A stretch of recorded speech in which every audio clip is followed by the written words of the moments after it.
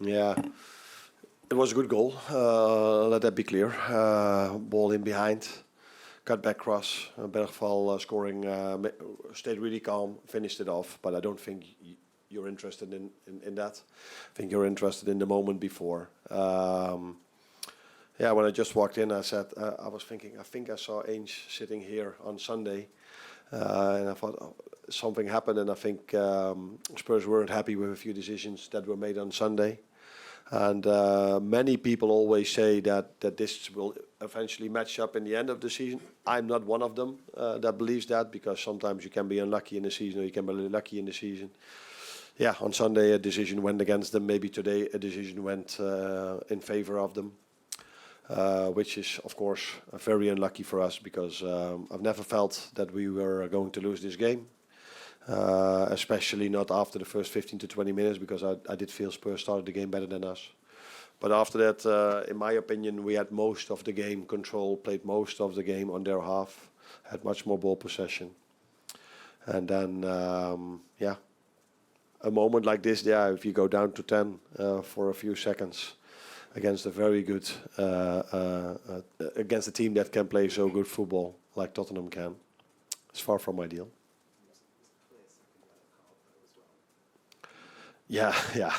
I don't think there's any debate about that. So they say he didn't stop the counter-attack. I think every manager would prefer if there's a tackle being made now 40 yards away from our goalkeeper.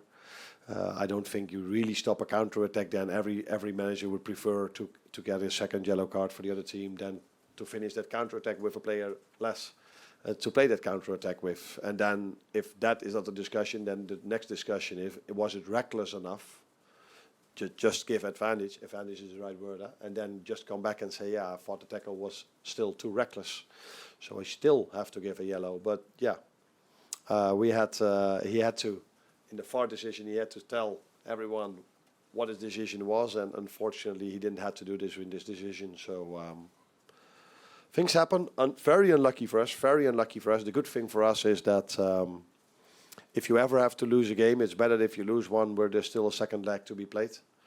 And far from ideal starting position for us, because they have a really good team. Probably some players come back for the second leg. So. Far from ideal to lose here, but if I ever have to lose, I prefer to lose. If there's still a leg to be played, then it would have been only this game. I know you've got a hell of a lot of games at the moment, but it was 17 days ago that you beat them 6-3 here. I mean, it's sometimes difficult in football to kind of, relate to what happened. Would you kind of, I don't know, concede that maybe not quite at your best tonight? Is that fair? Sorry, your last? Would you concede it maybe not quite at your best tonight? We're not quite at our best tonight. Your team?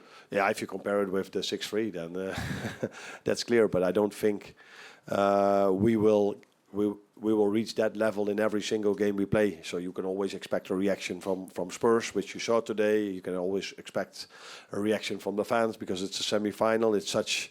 We all know how important it is to us, but also how important it is for the Spurs fans to go to the final. So we knew when we came here that it would never be the same game as we played here 1 week ago or 2 weeks ago. But still, I saw a lot of things the same. I think even in that game, the ball possession was equal. But now I think we had 60-40.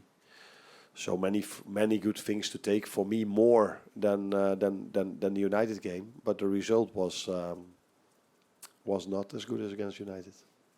And a little bit of history in English football with that first VAR. Yeah. Any thoughts on it? What did you make of it? Just how it worked? I think it's you can judge something on one game, but if it's offside, yeah, then I don't think anyone has to explain something. When he started explaining something, you saw a red and a blue line. So I think it's more. It would be more interesting for everyone if he would have explained why he didn't give a second yellow card, than explaining why he cancelled the goal, because that's what everybody could see on the screen. But I know that that's not the rule. It's the rule to have these decisions where the VAR is involved, and the VAR was of course not involved in in yes or no a second yellow. But in general, I think it's let's judge this not on an evening. Let's judge this if we've seen this a few more times. Arnie, what was the problem for Kwanzaa? He didn't feel really well. So from the moment the game started till the moment we had to take him off, he felt a bit of pressure. I think he said on his chest, but it went so fast. Okay, he came off and the game started again. So I have to ask him exactly, but I think he said he didn't feel really well. So it was not an injury, but more not feeling really well. He was though in the last few days a bit ill. Ill is the word I think you use, huh? But we thought he was on his way back. But maybe that had something to do with it. I have to ask, but it had nothing to do with an injury. Hi, Anna. I know you got booked, but I didn't get booked. oh, you No, didn't get no. booked, sorry. But I was wondering how you kept so calm at the end. You were very friendly with the officials. Do you have any advice for other managers to keep calm after a decision like this? Well, I don't think I'm known in Holland for the person that always stays calm with referee decisions.